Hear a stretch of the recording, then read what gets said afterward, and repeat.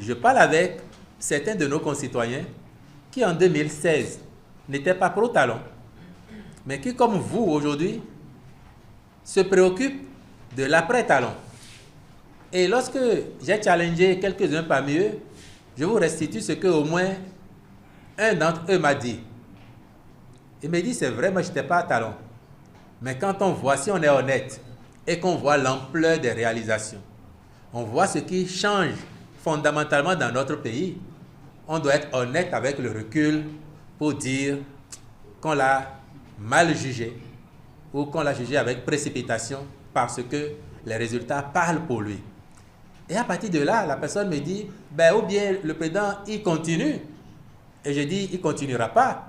Eh bien, s'il ne continue pas, il faut qu'il nous aide alors à trouver un successeur qui maintienne au moins ce rythme. Autrement, et c'est ça qui est important, nous aurions souffert 10 ans pour rien. Ça, c'est quelqu'un qui n'était pas talon en 2016 qui tient cette réflexion. C'est-à-dire que si la dynamique devrait fondamentalement s'inverser ou être remise en cause, nous aurions souffert 10 ans pour rien. Et je dis, le président, on ne peut plus douter de son amour pour le pays parce que s'il y a encore un président qui a pris autant de mesures, autant d'actes au profit de la structuration de l'État, quoi que cela lui ait coûté personnellement en termes d'injures, de calomnie, s'il y en a un, c'est encore lui.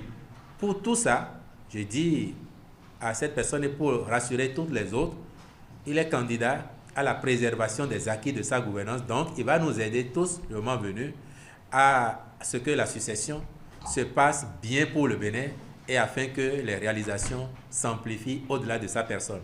Et pour, on est à Parakou, pour couper définitivement court à toute polémique inutile que d'autres viendraient alimenter ici, il a dit, si je ne suis pas capable de partir et de voir faire mes successeurs, c'est que j'aurais échoué. Il disait ça en répondant à quelqu'un qui lui disait, président, il faut rester au pouvoir au-delà de 2026.